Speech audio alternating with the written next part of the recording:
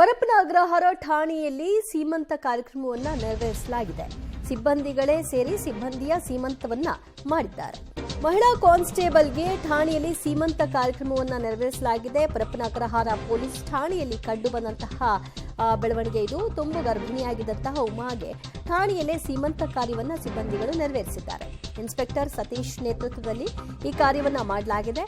ಸೀಮಂತ ಕಾರ್ಯಕ್ರಮದಲ್ಲಿ ಹಲವು ಸಿಬ್ಬಂದಿಗಳು ಉಪಸ್ಥಿತರಿದ್ದರು.